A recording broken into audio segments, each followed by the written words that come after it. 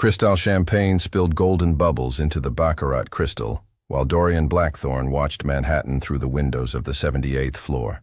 32 years old, owner of a real estate empire worth more than the GDP of some countries, and still feeling that familiar emptiness in his chest. "Mr. Blackthorne?" The secretary's hesitant voice interrupted his thoughts. "The 3 o'clock candidate is here." Dorian didn't turn around. He had already interviewed 17 personal assistants in the last 2 months. They all left crying or simply didn't show up on the second day. "Send her in." He expected another ambitious blonde with perfect nails and calculated smiles. What he didn't expect was the woman who crossed the door. Chestnut hair slightly disheveled by the wind, a blazer that had seen better days, and green eyes that sparkled with a determination he hadn't seen in a long time. "Miss..." Dorian finally turned around, arching an eyebrow. "Celeste Miranda." She lifted her chin, walking to the desk without showing intimidation. "Thank you for the opportunity, Mr. Blackthorne." Dorian studied her for a moment.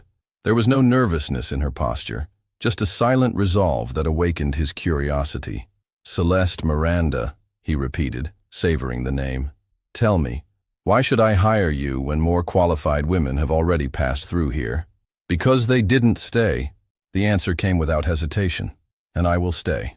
A cruel smile curved Dorian's lips. "Confident. I like that.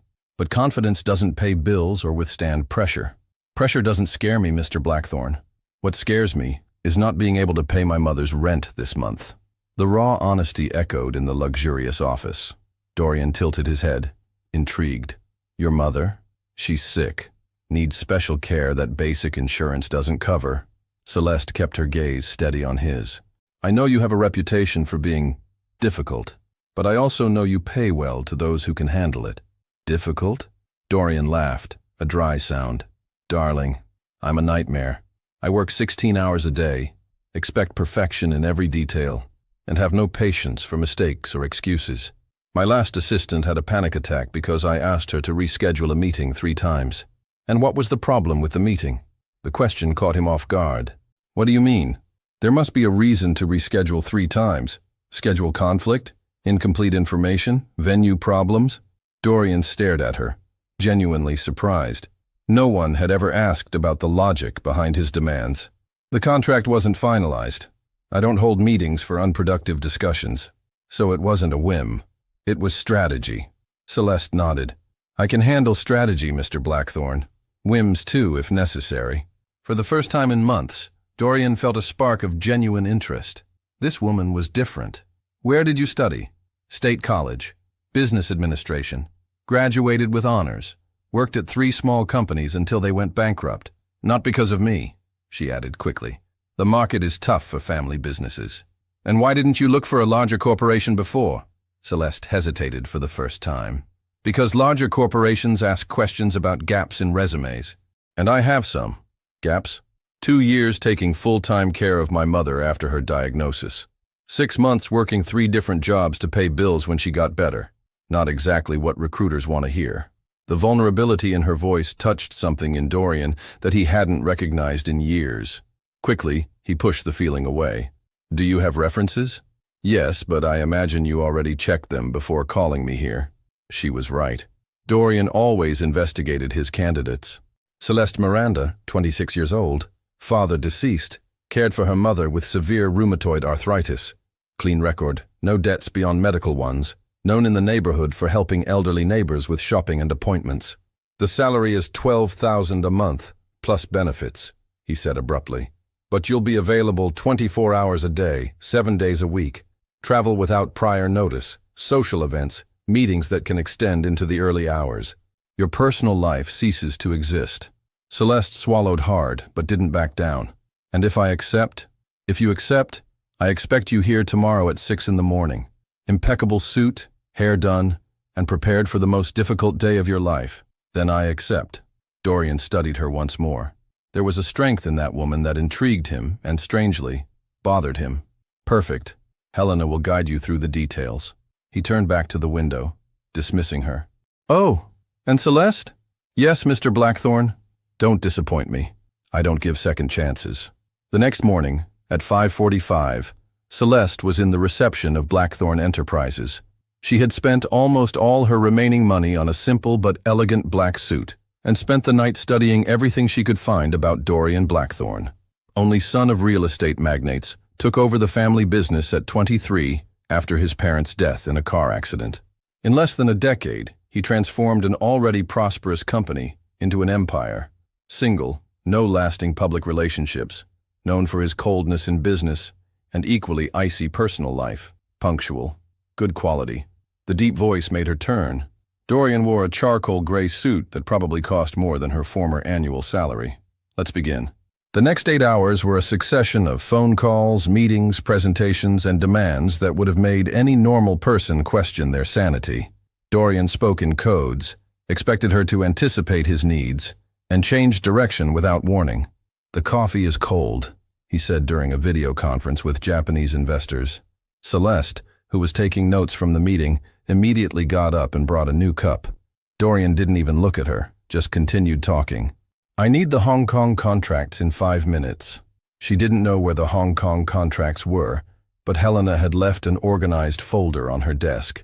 She quickly located the documents and delivered them. The 4 o'clock meeting was cancelled.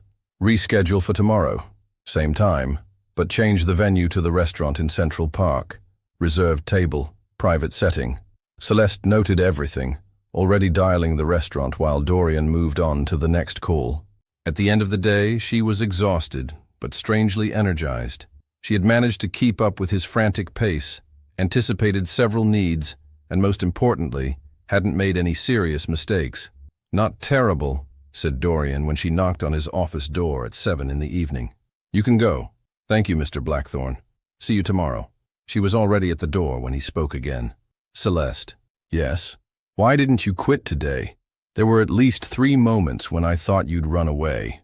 Celeste turned, considering her answer. "Because you weren't being cruel gratuitously. You were testing me, and I like challenges." Something passed through Dorian's dark eyes. Maybe surprise, maybe approval, but it disappeared so quickly she thought she had imagined it. "Tomorrow at 6, was all he said. By the 3rd week, Celeste had found her rhythm. She knew Dorian's schedules, his preferences, his moods. She knew when he needed coffee, when he was about to explode at an incompetent supplier, and when his meetings would extend beyond schedule. "You're adapting well," commented Helena, the secretary who handled the general schedule. "He hasn't yelled at you once this week." "He yells? At everyone, except you." Helena lowered her voice. "Be careful not to get used to it. Mr. Blackthorn doesn't keep people close for long." But Celeste was beginning to perceive nuances in Dorian that others didn't see. The way he clenched his jaw when he was worried, how his shoulders tensed during calls with certain clients, how he always checked his personal phone but never answered it. "Celeste, I need you to organize a donation," he said on a Thursday afternoon, handing her a check. She looked at the amount and almost dropped the paper. $50,000. To which institution? St. Mary's Children's Hospital. Oncology ward. Anonymous. "May I ask why?" Dorian stared at her with an unreadable expression. "No." But as she was leaving, he added quietly, "My parents used to donate there, before the accident." It was the first time he had mentioned something personal. The turning point happened on a rainy Friday in October. Celeste was organizing files when Dorian came out of a call with a tense face. "Problem?" she asked. "Victoria Ashford is trying to sabotage the Queen's project. She spread rumors about structural problems that don't exist." Celeste knew Victoria from the tabloids. Dorian's ex-fiancée, heiress to a rival family, known for her beauty and cruelty in equal measure. "What are you going to do?" "Nothing. If I react, it will seem like the rumors have foundation." "What if I react?" Dorian looked up from the documents. "What do you mean?" "I'm not Dorian Blackthorn. I'm just an assistant concerned with the truth. I can make some calls, provide correct information to reliable journalists, let them reach their own conclusions." For the first time since she had started working for him, Celeste saw Dorian smile. Not the cruel smile he used in meetings, but something genuine.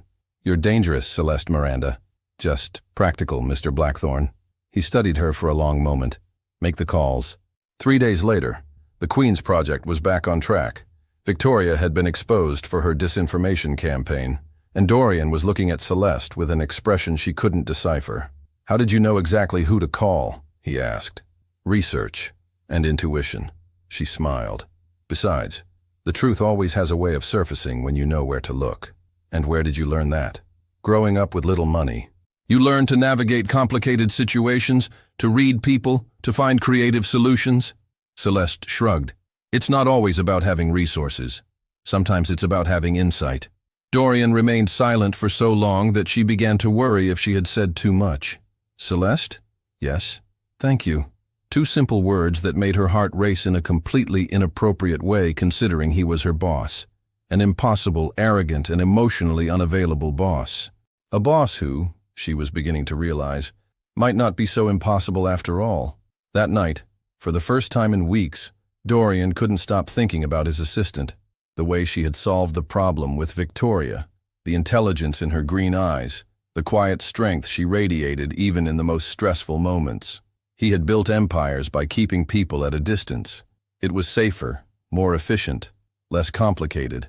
So why, when Celeste smiled at him, did he feel like the carefully constructed foundations of his life were beginning to tremble? And why, for the first time in years, didn't that scare him as much as it should? The phone rang, interrupting his thoughts. The name that appeared on the screen made his blood run cold. Victoria Ashford. "Dorian, darling." The melodious voice poured poison through the line. "I heard your new little assistant is causing trouble. It would be a shame if something happened to her, or to her sick mother." The call ended, leaving Dorian staring at the phone with a fury he hadn't felt in a long time. No one threatened what was his. And when had Celeste become his? Celeste arrived at the office Monday morning to find Dorian already there, his usual composed demeanor replaced by something darker. He stood by the window, shoulders rigid, phone pressed to his ear. "I don't care what it costs, Marcus. I want security on her 24/7. Discreet, but effective." His voice carried a lethal edge she'd never heard before. "Mr. Blackthorne?" She set his usual coffee on the desk, noting how his jaw tightened at her voice. He ended the call abruptly. "Celeste, we need to talk." The formal tone made her stomach drop. After weeks of gradual warming between them, they were back to square one. "If this is about the Victoria situation, I can explain." "Victoria called me." His dark eyes locked onto hers. "She threatened you, and your mother." The words hit like ice water. "What?" "Effective immediately. You'll have a security detail. Marcus will coordinate—" "No." Celeste's voice was firm despite the fear crawling up her spine. "I won't be intimidated by some spoiled socialite." Dorian's expression hardened. "This isn't a negotiation." "Yes, it is." She stepped closer, chin raised defiantly. "You don't get to make decisions about my life just because you pay my salary. I get to make decisions about keeping you alive." The raw honesty in his voice stopped her protest cold. For a moment, she glimpsed something vulnerable beneath his controlled exterior, something that looked almost like panic. "Why?" she whispered. "Why do you care?" Dorian's mask slipped back into place so quickly she might have imagined the crack. "You're useful. I don't like replacing staff." The dismissive words stung, but she'd learned to read him better than that. The way his hands clenched at his sides, the muscle ticking in his jaw. He was lying. "Fine, but I want to know exactly what she said." "Celeste." "All of it, Dorian." Her use of his first name seemed to shock them both. He stared at her for a long moment, before his shoulders sagged almost imperceptibly. "She knows about your mother's condition, the treatments, where you live." His voice was barely above a whisper. "She suggested accidents happen to people who don't know their place." A chill ran down Celeste's spine, but she forced herself to remain steady. "Then we make sure she learns hers." "We?" Dorian's eyebrow arched. "You said I was dangerous, remember?" A smile played at her lips despite the circumstances. Maybe it's time Victoria found out just how dangerous. That afternoon, Celeste found herself in the back of Dorian's Bentley, heading toward the most exclusive gallery opening in Manhattan. She tugged at the elegant black dress he'd had delivered. Designer, perfectly fitted, probably worth more than her monthly salary. "Relax," Dorian murmured, adjusting his cufflinks. "You look—" "What?" "Beautiful." The word seemed to surprise him as much as it did her. "I mean, appropriate. For the venue." Heat bloomed in her cheeks. "Thank you." The gallery buzzed with Manhattan's elite, champagne flowing as freely as gossip. Victoria held court near a sculpture worth more than most people's houses, her blonde hair perfect, her smile predatory. "Remember the plan," Dorian said quietly, his hand settling on the small of Celeste's back. The touch sent electricity through her entire body. "Play the part of the smitten assistant. Let her underestimate me." Celeste's voice was steady despite her racing heart. "I've got this." They approached Victoria's circle, and the woman's cold blue eyes immediately assessed Celeste like a threat to be eliminated. "Dorian, darling." Victoria's voice dripped honey and venom. "And this must be the little assistant I've heard so much about. Celeste Miranda." She extended her hand with a bright smile. "Such a pleasure to meet you, Miss Ashford. I've read so much about your charity work." Victoria's grip was cold, calculated. "How sweet. Though I imagine working for Dorian doesn't leave much time for reading. Actually, he's been wonderful about accommodating my interests." Celeste gazed at Dorian with practiced adoration. "He even helped me research local hospitals for my mother's treatment. Did you know St. Mary's Children's Hospital has one of the best oncology wards in the city?" The color drained from Victoria's face. The hospital Dorian donated to anonymously, information only someone very close to him would know. "How nice," Victoria managed. "We should mingle," Dorian said smoothly, his hand sliding possessively around Celeste's waist. "Enjoy your evening, Victoria." As they walked away, Celeste felt Victoria's furious stare burning into her back. "Well played," Dorian murmured in her ear, his breath warm against her skin. "She's rattled. Good. Now what?" "Now we dance." Before she could protest, he led her onto the small dance floor, pulling her into his arms. The world seemed to shrink to just them, the soft music, and the way he looked at her like she was the only woman in the room. "This is just for show," she reminded herself as much as him, even as her body betrayed her by melting against his. "Of course," he agreed, but his thumb traced gentle circles on her lower back, and his eyes never left hers. They swayed together, and for a moment Celeste forgot about Victoria, about the threats, about the impossibility of her feelings for her boss. There was only the man holding her like she was precious, looking at her like she mattered. "Celeste," he began, his voice rough with something she didn't dare name. "I know." She pressed closer, breathing in his cologne, memorizing this moment. "I know this isn't real." His grip tightened. "What if—" "Excuse me." A gallery employee appeared beside them. "Mr. Blackthorne, there's a call for you. They said it was urgent." Dorian's face hardened, the spell broken. "Take a message." "Sir." They said it was about a fire at St. Mary's Hospital. The ride to the hospital was a blur of sirens and Dorian's terse phone calls. Celeste sat beside him, hands clenched in her lap, watching his controlled fury build with each update. "Minor damage to the east wing," he reported after the final call. "No injuries. Looks like faulty wiring, but the timing, it's not a coincidence." Celeste's voice was steady despite the fear clawing at her chest. "She's escalating." Dorian's hands fisted on his knees. "I should have ended this before it started." "How? By giving in to her? By letting her win? By keeping you out of it?" His voice cracked slightly.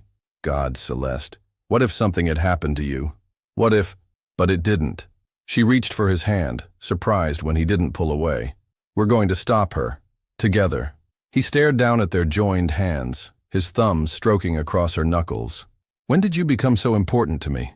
The quiet confession hung between them like a bridge neither was sure they should cross. "Dorian." His phone buzzed with a text. His face went pale as he read it. "What is it?" He turned the screen toward her. A single line from Victoria. "Next time, I won't miss what really matters." Below it was a photo of Celeste's mother's apartment building. The war had officially begun. At 2 a.m., Celeste found herself in Dorian's penthouse for the first time, her mother safely relocated to a secure facility under the watchful eyes of his security team. The space was as cold and pristine as she'd expected. All marble, steel, and floor-to-ceiling windows overlooking the city that never slept. "Your mother will be comfortable there," Dorian said, loosening his tie as he poured himself a scotch. "The medical staff is top-notch." "Thank you." Celeste stood awkwardly in the vast living room, still wearing the gallery dress. "I should go. Find a hotel or—" "No." The word came out sharper than he intended. "You're staying here. It's not safe anywhere else." "Dorian, I can't." "Can't what? Accept help? Let someone take care of you for once?" He turned to face her, scotch forgotten. When was the last time someone else worried about you, Celeste? When did you last let yourself need someone? The questions hit too close to home. She'd been taking care of everyone else for so long she'd forgotten what it felt like to be protected. That's not the point, she whispered. Then what is? The point is that you're my boss, and I'm staying in your home. And earlier tonight you looked at me like… She trailed off, wrapping her arms around herself. Like what? Like I mattered to you. Beyond work. Beyond this situation with Victoria. Dorian set down his glass and crossed to her slowly, as if approaching a frightened animal. You do matter to me. More than you should. Her breath caught. Dorian, I know it's complicated. I know it's inappropriate. But I can't pretend anymore that what I feel for you is purely professional. His voice was rough with honesty. You've gotten under my skin, Celeste Miranda, and I don't know what to do about it. She stared up at him, seeing past his controlled exterior to the vulnerable man beneath. What are you saying? I'm saying that the thought of Victoria hurting you makes me want to burn the world down. I'm saying that when I held you tonight, it felt like coming home. I'm saying that I'm falling for you, and it terrifies me more than any business deal ever has. The confession hung between them like a live wire. Celeste felt tears prick her eyes. You can't mean that. Can't I? He cupped her face gently, thumbs brushing away tears she didn't realize had fallen. Look at me and tell me you don't feel it too. She did look at him, really looked, and saw everything she'd been trying to deny reflected in his dark eyes. The want, the tenderness, the desperate need that matched her own. I feel it, she whispered. God help me, I feel it too. The last thread of his restraint snapped. He leaned down and kissed her, soft and reverent at first, then deeper when she melted into him. She tasted like champagne and possibility, like everything he hadn't known he was missing. When they finally broke apart, both breathing hard, he rested his forehead against hers. Stay with me, he murmured. Not because it's safe, because I need you here. Dorian, I know this is crazy. I know it changes everything, but I can't go back to pretending you're just my assistant. Not after this. Celeste's heart hammered against her ribs. Every rational part of her mind screamed warnings, but her heart, her treacherous heart, whispered yes. What about tomorrow? What about work? What about… We'll figure it out. He stroked her hair, voice gentle. We'll figure it all out. Together. She woke in his arms, sunlight streaming through unfamiliar windows. For a moment she panicked. They hadn't crossed that final line, but they'd spent the night holding each other, talking until dawn about everything and nothing. Good morning, his voice rumbled against her ear. Is it? She turned to face him, studying his expression. Any regrets? Only that it took me so long to tell you how I felt. His finger traced her jawline. You? Terrified, she admitted. But no regrets. His smile was soft, genuine, so different from his usual mask. Good. Because I have a confession to make. Another one? I've been planning this for weeks. Moving your mother somewhere safe. Making sure you had protection. The gallery last night wasn't just about Victoria. His thumb brushed her lower lip. It was about having an excuse to hold you. Heat bloomed in her cheeks. That's very presumptuous of you, Mr. Blackthorne. Guilty as charged, Miss Miranda. The playful moment shattered when his phone rang. Victoria's name flashed on the screen like a curse. Dorian's expression hardened as he answered. What do you want? Good morning, darling. Victoria's voice carried clearly through the speaker. I trust you had a pleasant evening with your little pet. Celeste sat up, ice flooding her veins. She's watching us. Dorian's free hand found hers, squeezing reassuringly. Say what you want to say, Victoria. I want what was promised to me. The Blackthorne name. The Empire. You. Her voice turned venomous. And I want that little nobody out of the picture permanently. Over my dead body. That can be arranged too, darling. You have 24 hours to end this ridiculous infatuation and come back to me. Otherwise, poor Celeste might suffer a tragic accident. Car brakes do fail sometimes. The line went dead. Celeste was already reaching for her clothes. I have to go. If I disappear, maybe she'll… No. Dorian caught her wrist, his grip gentle but firm. Running won't solve this. Staying will get us both killed. Then we end this. Today. His eyes burned with determination. Victoria wants to play games? Fine. But she's about to learn that I protect what's mine. Dorian, what are you planning? He kissed her forehead, already reaching for his phone. Trust me. But as he made calls, arranging meetings, and moving pieces on a chessboard she couldn't see, Celeste felt the walls of her perfect moment crumbling around her. In less than 12 hours, she'd gone from assistant to lover to target, and somehow, she knew the hardest part was yet to come. The Blackthorn Industries boardroom had never felt more like a battlefield. Celeste sat beside Dorian, her professional mask firmly in place despite the chaos of the last 24 hours. Across the mahogany table, Victoria Ashford smiled like a predator who'd cornered her prey. "Thank you for agreeing to meet," Victoria purred, her red lips curving dangerously. "Though I must say, darling, bringing your assistant seems unnecessary." "Miss Miranda is integral to all my business decisions," Dorian replied coolly. His hand found Celeste's beneath the table, fingers intertwining in silent support. "She stays." Victoria's eyes flashed with barely contained fury. "How touching. Though I wonder if she'll still be so integral after she hears what I have to say." Celeste felt her stomach clench, but she kept her expression neutral. "I'm sure whatever you have to discuss with Mr. Blackthorn can be said in front of me." "Can it?" Victoria opened her Hermes purse and withdrew a manila envelope. "I wonder if Dorian has told you about our history, dear. The real history." "Victoria," Dorian's voice carried a warning. "Oh, don't stop me now, darling. I'm just getting started." Victoria slid the envelope across the table. "Go ahead, Celeste. Open it." With trembling fingers, Celeste opened the envelope. Inside were photographs. Dorian and Victoria at various events over the years, looking intimate, happy. But it was the document beneath that made her blood run cold. "A marriage contract," Victoria explained sweetly. "Signed by our fathers when we were children. Legally binding, financially advantageous for both families. Due to be executed on Dorian's 33rd birthday." Celeste stared at the papers, her world tilting. "When?" "Next month," Victoria smiled triumphantly. "You see, dear, you're not just competing with me. You're competing with 30 years of family expectations, business arrangements, and legal obligations. The contract is void," Dorian said quietly. "My lawyers confirmed it years ago." "Did they?" Victoria's laugh was sharp as glass. "Because my lawyers say otherwise, especially with the new evidence I've acquired." She placed another document on the table. "Your parents' final will, Dorian. The real one, not the version probated in court." Dorian's face went white. "That's impossible." "Is it? It clearly states that the Blackthorn Empire is to be managed jointly with the Ashford Holdings through marriage alliance. Break the contract, and you forfeit 60% of your inheritance to my family." Victoria leaned back, savoring her victory. "Of course there is a way out." "What way?" Celeste whispered, though she dreaded the answer. "Dorian marries me as planned, and everyone walks away happy. Well, mostly everyone." Victoria's gaze fixed on Celeste, like a snake eyeing a mouse. "You, of course, would need to disappear. Permanently. I hear Europe is lovely this time of year." The silence stretched between them, broken only by the city's distant hum.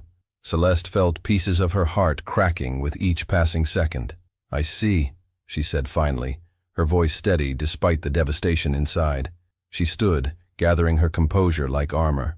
"Well, this has been illuminating. If you'll excuse me, I have work to do." "Celeste, wait!" Dorian reached for her, but she stepped away. "No, it's fine. This is business, right? Just business." Her smile felt like it might shatter her face. "I'll have my resignation on your desk within the hour." She walked out with her head high, ignoring Dorian's calls behind her. Only when the elevator doors closed did she allow herself to crumble. Dorian found her an hour later in her small office, boxing up her personal items. Her resignation letter sat on his desk, formal, professional, devastating. "You can't do this," he said, closing the door behind him. "I can't stay." Celeste didn't look up from packing. "You heard Victoria. Your entire legacy is at stake. My legacy means nothing without you." "Don't," her voice cracked. "Don't make this harder than it already is." He crossed to her, gently taking the picture frame from her hands, a photo of her and her mother. "Look at me, Dorian. Look at me." His voice was soft but insistent. When she finally met his eyes, he saw tears she was fighting to hold back. "I don't care about the money. I don't care about the company. I care about you. You say that now, but when you lose everything, I'll lose everything if you leave. He cupped her face, thumbs brushing away escaped tears. Don't you understand? You're not my consolation prize, Celeste. You're my choice, the only choice that matters. She'll destroy you. She'll try. But I have something she doesn't. What's that? You. His smile was soft, determined. And you're worth fighting for. Despite everything, Celeste felt hope flutter in her chest. What are you thinking? I'm thinking Victoria made one crucial mistake. Dorian's eyes hardened with purpose. She underestimated both of us. Before Celeste could ask what he meant, his phone buzzed. A text from an unknown number. Check the news. Game over. V. Dorian frowned, pulling up a news site. The headline made them both freeze. Blackthorn, heir caught in embezzlement scandal. Assistant implicated. Below were doctored photos and fabricated documents suggesting Celeste had been stealing from company accounts and manipulating Dorian for months. She's fast, Celeste breathed. And thorough. And stupid. Dorian was already dialing his phone. Marcus, I need you to execute Plan Omega. Yes, now. Release everything. Plan Omega? Celeste asked. Dorian's smile was sharp as a blade. Victoria thinks she's the only one who can play dirty. She's about to learn otherwise. Within minutes, every major news outlet was running a different story. Ashford Iris exposed in fraud conspiracy. Blackmail plot revealed. Complete with audio recordings of Victoria's threats, financial records showing her attempts to manipulate stock prices, and testimony from a dozen sources about her pattern of intimidation and blackmail. How? Celeste stared at him in amazement. I've been documenting her behavior for years, waiting for her to go too far. Dorian pulled her into his arms. You gave me the courage to finally use it. But the marriage contract is real. But there's a clause Victoria forgot to mention. His grin was triumphant. It can be voided if either party is convicted of a felony, and as of 5 minutes ago, the FBI is very interested in talking to Miss Ashford about securities fraud. Celeste laughed despite her tears. You magnificent, devious man. Is that a yes to staying? Because I have a proposal that doesn't involve contracts or family obligations. What kind of proposal? The kind where I ask you to be my partner. In business, in life, in everything. His voice turned serious. I love you, Celeste Miranda. Not because you're convenient or strategic. Because you're brave, brilliant, and you make me want to be better than I am. And Victoria is about to discover what happens when you threaten a Blackthorn's family. As if summoned by his words, sirens wailed in the distance, growing louder. Justice, it seemed, was finally coming to call. 3 weeks later, Celeste stood in Dorian's penthouse kitchen, making coffee in silk pajamas that cost more than her old monthly rent. The morning sun painted golden stripes across marble countertops as she hummed softly, a contentment she'd never known settling in her bones. You're up early. Dorian's voice was warm with sleep as he wrapped his arms around her from behind, pressing a kiss to her neck. Couldn't sleep. She leaned into his embrace, savoring the simple intimacy of the moment. Still feels surreal sometimes.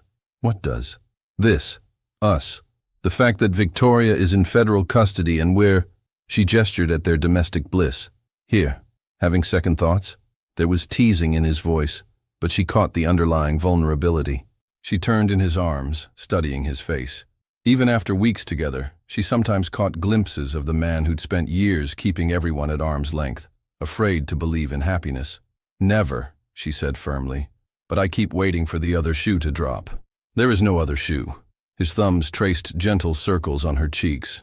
Victoria's facing 15 years minimum. The marriage contract is void. The company is stronger than ever. And you... He smiled that soft smile reserved only for her. You're exactly where you belong. Before she could respond, his phone rang. Marcus's name flashed on the screen. This early can't be good news, Celeste murmured. Dorian frowned, answering. What is it? Marcus's voice carried clearly through the speaker. Victoria made bail, posted 20 minutes ago. The contentment evaporated from the room like smoke. Celeste felt ice flood her veins as Dorian's arms tightened protectively around her. How is that possible? The judge denied bail yesterday. Family connections. Her uncle sits on the federal appeals court. Marcus's tone was grim. Sir, you need to get Celeste somewhere safe. Now. She's not going anywhere without me this time, Dorian said firmly. Double security on the building. I want—" The line went dead. In the sudden silence, they heard it, the soft ding of the private elevator. "That's impossible," Dorian breathed. "The security codes. Money opens a lot of doors, darling." Victoria's voice drifted from the living room, sweet as poisoned honey. She appeared in the kitchen doorway, looking impeccable despite her recent incarceration, her smile sharp enough to cut glass. "Miss me?" Dorian stepped protectively in front of Celeste, his entire body coiled with tension. "How did you get up here? Please. You think a little federal investigation would stop me?" Victoria's laugh was crystalline and cold. "I own half the judges in this city, and the other half owe me favors." "What do you want?" Celeste asked, surprised by the steadiness of her own voice. "What I've always wanted." Victoria's gaze fixed on Dorian with obsessive hunger. "What was promised to me? What should have been mine?" "It's over, Victoria." Dorian's voice was deadly calm. "You lost." "Did I?" Victoria pulled a small device from her purse, sleek, black, with a single red button. "One press, and this entire building becomes a memory, along with everyone in it." Celeste's blood turned to ice. "You're insane." "I'm determined." Victoria's mask of sanity slipped, revealing the madness beneath. "If I can't have you, Dorian, no one can. Especially not some nobody assistant who thinks she can steal my life." "Your life?" Celeste stepped out from behind Dorian, anger overriding fear. "You mean the life built on lies, manipulation, and destroying everyone who gets in your way?" "Careful, little mouse." "I'm not a mouse." Celeste moved closer, ignoring Dorian's sharp intake of breath. "I'm the woman who outsmarted you at every turn. The woman who showed Dorian what real love looks like. The woman who's everything you'll never be." Victoria's face contorted with rage. "You sanctimonious little—" "Victoria!" Dorian's voice cut through her fury like a blade. "Look at me." Reluctantly, Victoria's attention shifted to him. "Yes, darling? You want to know why you lost?" His tone was conversational, almost gentle. "It wasn't because of money or connections or even the law." "Then why?" The question came out as a whisper. "Because you never understood the difference between being wanted and being needed." Dorian's gaze was steady, almost pitying. "You thought love was something you could buy, steal, or force. But real love, the kind Celeste and I share, is freely given. And that's something you'll never have." The words hit Victoria like physical blows. Her composed facade cracked completely, revealing the broken, desperate woman beneath. "No," she whispered. "No, you're wrong. You loved me once. I know you did. I thought I did. But I was young, and you were what was expected." Dorian's voice gentled.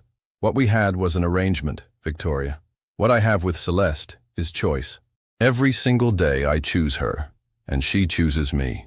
Victoria stared at them, the device trembling in her hands.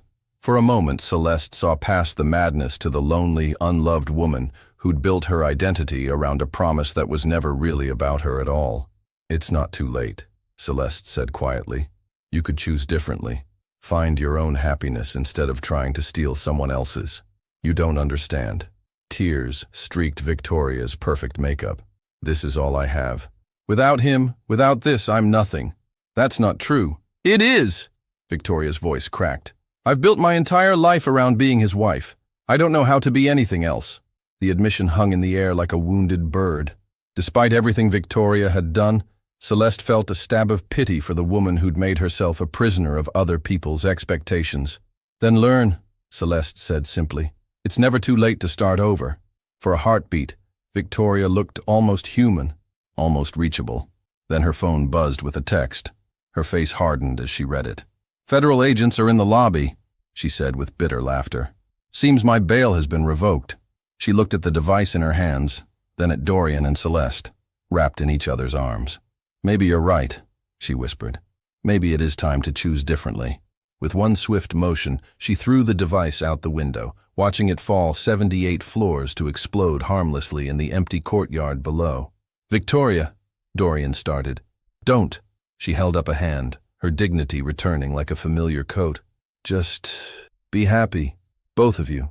Someone should be." The elevator dinged, and federal agents flooded the penthouse. Victoria walked toward them with her head high, pausing only to look back once. "For what it's worth, Celeste, she said quietly. "He's lucky to have you." And then she was gone, leaving only the scent of expensive perfume and the echo of a life that might have been different if she'd learned to love herself as much as she'd loved an impossible dream. 6 months after Victoria's final arrest, Celeste found herself in a place she'd never imagined, not just in Dorian's penthouse, but in a boardroom where she belonged. The nameplate on the conference table read, Celeste Miranda, Director of Strategic Operations, and every time she saw it, her heart did a little flip. "The Hong Kong acquisition is proceeding smoothly," she reported to the board, her voice steady and confident. "Revenue projections are exceeding expectations by 12%. Dorian watched from the head of the table, pride evident in his dark eyes. When she'd initially protested the promotion, citing their relationship as a conflict of interest, he'd simply shown her the employee feedback scores. She was universally respected, feared by some, but trusted by everyone. "You earned this position," he'd told her that night.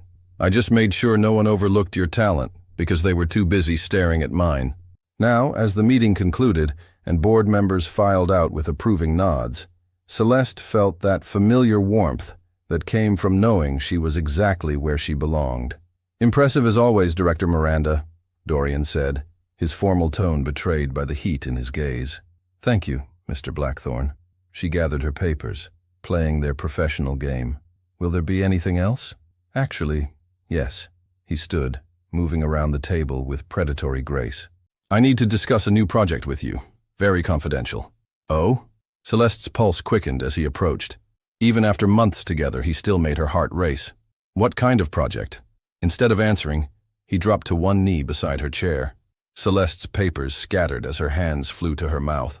"Dorian, the Miranda-Blackthorne merger," he said solemnly, pulling out a ring box. "I've been working on the terms for months." The diamond inside was perfect, not ostentatious but breathtaking in its simplicity. Elegant, timeless, completely her style. "The terms include," he continued, his voice growing rough with emotion, "unlimited morning coffee privileges, exclusive rights to my heart, and a lifetime partnership with full voting rights on all major life decisions." Tears blurred her vision. "And what about the small decisions?" "Those too, especially what we have for dinner and which side of the bed you prefer." His smile was soft, vulnerable. "Celeste Miranda, will you marry me?" "Yes," she whispered, then louder. "Yes, of course yes." He slid the ring onto her finger with trembling hands, then stood to pull her into his arms. The kiss that followed was tender, desperate, full of promises and dreams yet to unfold. "I love you," he murmured against her lips. "I love you too." She pulled back to study his face, memorizing this moment. "When did you know? Really know?" "The second day you worked for me." His admission surprised them both. "You brought me coffee without being asked, anticipated 3 problems I hadn't seen yet, and then looked me in the eye when I was being an ass and didn't flinch. I knew then you were going to change my life. I thought you hated me that second day. I was terrified of you." He laughed, stroking her cheek. "You made me want things I'd convinced myself I didn't need. Hope, partnership, home. And now? Now I can't imagine a life without you in it." He spun her around the empty boardroom, both of them laughing. "You saved me, Celeste. From loneliness, from cynicism, from becoming the bitter man I was turning into." "We saved each other," she corrected. "You gave me confidence, purpose, a place where I belonged." "Speaking of which," Dorian set her down, suddenly looking nervous. "There's something else." "More surprises? I'm not sure my heart can take it." "Your mother called this morning. She wanted to discuss the wedding plans." Celeste blinked. "Wedding plans?" "Dorian, we just got engaged 30 seconds ago. She's been planning since our 3rd date." His grin was sheepish. "Apparently she knew before we did. Something about the way I looked at you when I came to dinner that night. You had the flu. She's been plotting with you." "Plotting is a strong word. Collaborating might be more accurate." He pulled out his phone, showing her a group chat labeled Operation Make Dorian Official. Members included her mother, Marcus, Helena, and surprisingly, his housekeeper, Mrs. Chen. "Dorian Blackthorne, you magnificent schemer." Celeste laughed until she cried. "How long has this conspiracy been going on?" 4 months. Your mother has very specific opinions about flower arrangements and seating charts." "Of course she does." Celeste wiped her eyes, overwhelmed by the love surrounding them. What else did you plan without me? The honeymoon location is still classified, he said solemnly. But I will say it involves a private island, no cell phone service, and approximately 2 weeks of uninterrupted time to practice being married. Heat flooded her cheeks. Practice? Extensive practice. His voice dropped to that gravelly tone that made her knees weak. I take my new job as your husband very seriously. I intend to excel at it. Is that so, Mr. Blackthorne? Absolutely. Future Mrs. Blackthorne. He pulled her close again, voice soft with wonder. God, I love the sound of that. Mrs. Celeste Blackthorne, Director of Strategic Operations. She tried it out, smiling at how natural it felt. I like it too. Just wait until you see the business cards. Before she could ask what he meant, his phone buzzed. A text from her mother. Did she say yes? The caterer needs to know numbers by tomorrow. They looked at each other and burst into laughter. I suppose we should call off the conspiracy, Celeste said. Are you kidding? They're more organized than most corporate takeovers. We'd be crazy not to let them handle the details. Dorian's eyes sparkled with mischief. Besides, I have more important things to focus on. Such as? Convincing my fiancée to leave work early so I can take her home and show her exactly how much I love her. Celeste felt that familiar flutter in her stomach, the one that told her that even after all this time, Dorian Blackthorne could still surprise her. Well, she said, gathering her scattered papers with exaggerated efficiency, when the boss makes a direct request, I'm not your boss anymore, remember? We're partners now. Even better. She stood on her toes to kiss him softly. Partners who are very good at negotiating mutually beneficial arrangements. The best kind of partnership, Dorian agreed, sweeping her toward the door. As they left the boardroom hand in hand, Celeste caught their reflection in the glass. Two people who'd found in each other everything they hadn't known they were looking for. The future had never looked brighter.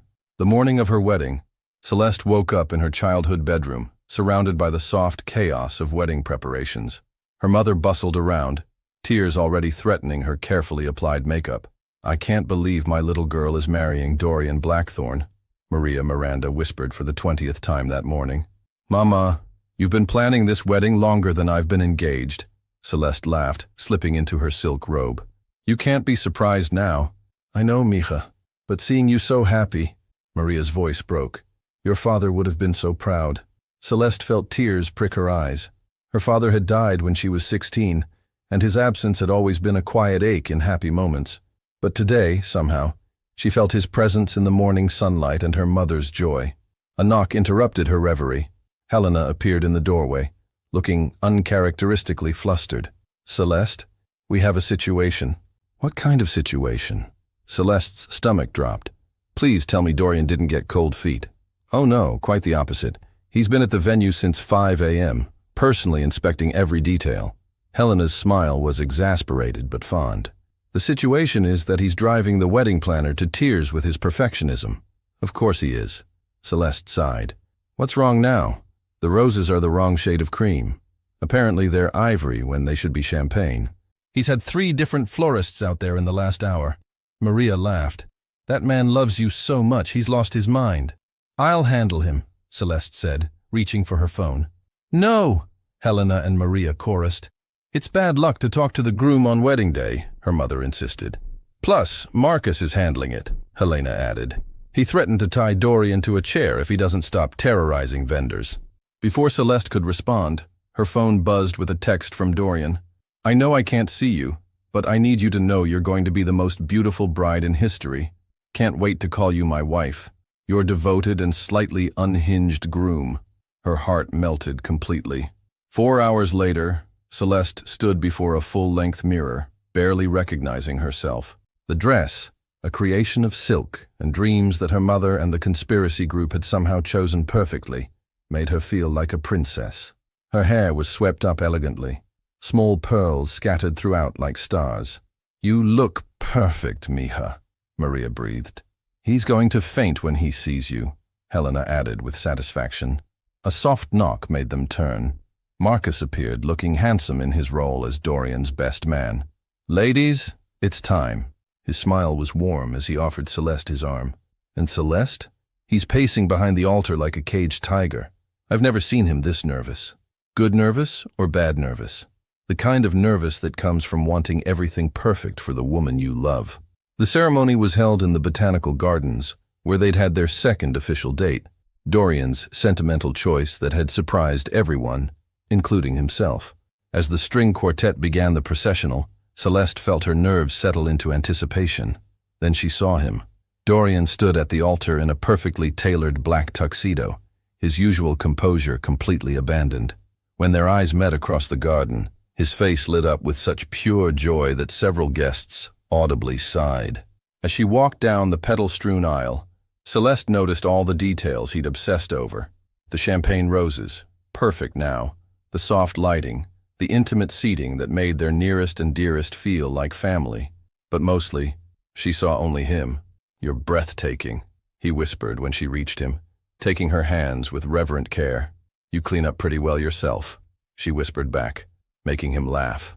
The officiant, a judge who'd known Dorian's parents, smiled warmly at them. "We gather today to witness the union of two people who've found in each other their perfect match, their greatest challenge, and their deepest love." The ceremony was traditional with personal touches that made it uniquely theirs. They'd written their own vows, and when it came time to share them, Dorian went first. "Celeste, when you walked into my office 9 months ago, I thought I was hiring an assistant." His voice was steady but emotional. "I had no idea I was meeting my salvation. You've taught me that strength isn't about standing alone. It's about choosing someone worthy to stand with. You've shown me that love isn't weakness. It's the greatest courage of all." His voice broke slightly. "I promise to choose you every day, in every way, for all the days of our lives. I promise to be worthy of the love you've given me. And I promise that our greatest adventures are still ahead of us." There wasn't a dry eye in the garden, least of all Celeste's. When it was her turn, she looked into his dark eyes and found her courage. "Dorian, you saw something in me I didn't even see in myself. You gave me confidence, purpose, and a love I never dreamed possible." She smiled through her tears. "You taught me that I don't have to be perfect to be worthy of love, that I don't have to be small to fit into someone else's life. With you, I get to be exactly who I am, and somehow that's enough." Her voice grew stronger. "I promise to challenge you when you need it, support you when you doubt yourself, and love you exactly as you are while we both keep growing. I choose you, Dorian Blackthorne, as my partner in all things. By the power vested in me by the state of New York," the judge said with a broad smile, "I now pronounce you husband and wife. Dorian, you may kiss your bride." The kiss was soft, tender, full of promises and dreams. When they broke apart, both were crying and laughing simultaneously. "Ladies and gentlemen," the judge announced, "may I present Mr. and Mrs. Blackthorne." The reception was a blur of dancing, laughter, and joy. Celeste's mother danced with Marcus. Helena caught the bouquet, much to her surprise, and Dorian never left his wife's side.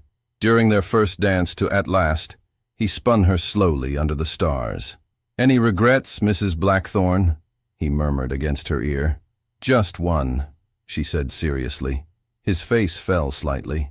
"What's that?" "I regret waiting so long to tell you I loved you." Her smile was radiant. "But we have a lifetime to make up for lost time." "A lifetime," he agreed, dipping her dramatically as the song ended. I liked the sound of that. As their guests cheered and the night sparkled around them, Celeste realized that sometimes the best love stories begin not with love at first sight, but with two people brave enough to let down their walls and choose each other, again and again. And as Dorian whisked her away toward their honeymoon limousine, she knew their greatest adventure was just beginning.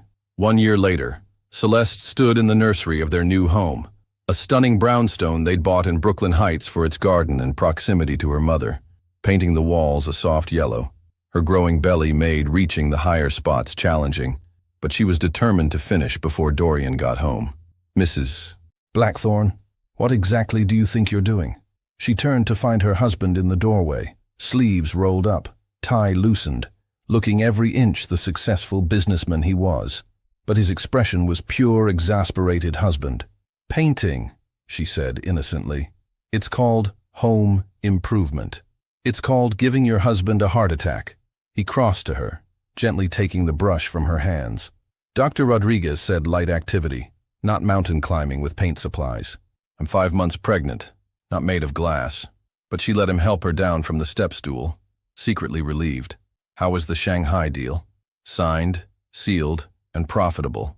His hands settled on her rounded belly, his expression softening. But I hated being away from you two. We missed you too. She covered his hands with hers. The baby was particularly active during your video calls. I think they recognize your voice. Smart kid, takes after their mother. He pressed a kiss to her temple. Speaking of which, any thoughts on names? They'd been dancing around this conversation for weeks. Finding out they were pregnant had been a beautiful surprise, one that came just 3 months after their wedding, during what Dorian called their extended honeymoon phase. Actually, yes. Celeste turned in his arms. For a boy, I was thinking James, after my father. Dorian's smile was soft. Perfect. And for a girl, Elena, after your mother. She watched his composure crack, tears threatening his dark eyes. He'd rarely spoken of his parents, but she knew he thought of them often, especially now that they were building their own family. Elena Miranda Blackthorne, he whispered. She would have loved that. She would have loved you. I wish I could have met them. They would have adored you. My mother always said the right woman would make me want to be better than I was. He cupped her face gently. She was right. Before she could respond, the doorbell rang, followed by the sound of her mother's voice calling out in Spanish. "The painting patrol has arrived," Celeste laughed. "You texted her, didn't you?" "The moment I saw you on that ladder." Dorian's grin was unrepentant. "I'm not taking any chances with my 2 favorite people." Maria appeared in the doorway, Helena behind her carrying takeout bags. "Celeste Miranda Blackthorne," her mother scolded in rapid-fire Spanish before switching to English. "What did I tell you about overexerting yourself?" "See?" Dorian whispered in her ear. "I'm not the only one worried." "Traitor," she murmured back, but she was smiling. "I brought dinner," Helena announced, setting the bags on the small table. "And Marcus is coming with paint supplies and proper equipment." "This is conspiracy," Celeste protested. "This is family," her mother corrected firmly. "And family takes care of family." An hour later, the nursery was nearly finished, painted by a small army of people who loved them. Celeste sat in the rocking chair Dorian had surprised her with, a beautiful antique that had belonged to his grandmother, watching the controlled chaos with contentment. "Penny for your thoughts," Dorian said, appearing beside her with a cup of decaf coffee. "Just thinking about how much has changed." She accepted the cup gratefully. 2 years ago, I was desperate for any job. Now look at us. Having second thoughts about marrying your former boss? Never. She smiled up at him. Though I have to admit the power dynamic has definitely shifted. How so? Well, you're terrified of me now. She gestured to her belly. I could ask for diamonds and you'd probably buy me a mine. Probably, he agreed solemnly. Though you've never asked for anything you didn't earn. What do you mean? You earned my trust, my respect, my love. You earned your promotion, your place in this family, this life we're building. He knelt beside the chair, taking her free hand. You never ask for anything, Celeste. You just give and somehow make everyone around you better. I learned that from watching you, she said softly. The real you. Not the cold businessman everyone else sees, but the man who donates anonymously to children's hospitals, who promoted 3 women to executive positions this year, who spent his Saturday painting a nursery instead of reviewing contracts. You changed me. We changed each other. She threaded their fingers together. That's what good partnerships do. From the living room, they heard Maria's laughter mixing with Helena's, punctuated by Marcus's deep chuckle as he explained proper paint technique. I love this, Celeste whispered. Our chaotic, beautiful, chosen family. Speaking of family, Dorian reached into his pocket, pulling out an official-looking document. I have a surprise. Celeste's eyes widened as she read. You're founding a scholarship program? The Miranda Blackthorne Foundation for Educational Excellence. Full scholarships for students from underprivileged backgrounds, with emphasis on business and healthcare programs. His smile was proud. The first recipients will be announced next month. Dorian, she felt tears threatening. This is incredible, but why didn't you tell me? Because it's not from me, it's from us. Your name is first for a reason. This was inspired by you, your strength, your determination to build something better despite the obstacles. He kissed her hand softly. The foundation will help kids like you were, kids who need a chance to show the world what they're capable of. I love you so much it actually hurts sometimes, she whispered. Good thing we have forever to get used to it, he replied, standing to kiss her properly. Forever, she agreed against his lips. I like the sound of that. Later that night, after their chosen family had gone home and the house was quiet, Celeste and Dorian lay in their bed, her head on his chest, his hand tracing gentle patterns on her belly. Do you think we'll be good at this? She asked quietly. Parenting? Are you kidding? You managed to domesticate me. A baby should be easy in comparison. She laughed, feeling the vibration in his chest. I didn't domesticate you. I just reminded you that you were already good underneath all that armor. Whatever you did, don't stop. His arms tightened around her. I love this life we're building, Celeste. The company, the foundation, this little one on the way. But mostly I love that I get to build it all with you. Even when I'm cranky and demanding pickle ice cream at midnight. Especially then. His chuckle rumbled beneath her ear. Though I'm drawing the line at sardines. We'll see about that, Blackthorn. As they drifted off to sleep, Celeste reflected on the journey that had brought them here. From desperate job seeker to beloved wife and mother-to-be. From lonely billionaire to devoted husband and father. They'd built something beautiful together. Not just a marriage, but a legacy of love that would extend far beyond themselves. And in the quiet of their shared dreams, she could almost hear her father's voice whispering that he was proud, and Dorian's parents approving of the love they'd found and the family they were creating. Some love stories begin with passion, others with friendship. Theirs had begun with courage, the courage to take a chance, to trust, to let someone see past all the walls they'd built. And now, as they slept wrapped in each other's arms with their future growing between them, Celeste knew that their greatest adventure was just beginning. Forever, it turned out, was going to be absolutely perfect.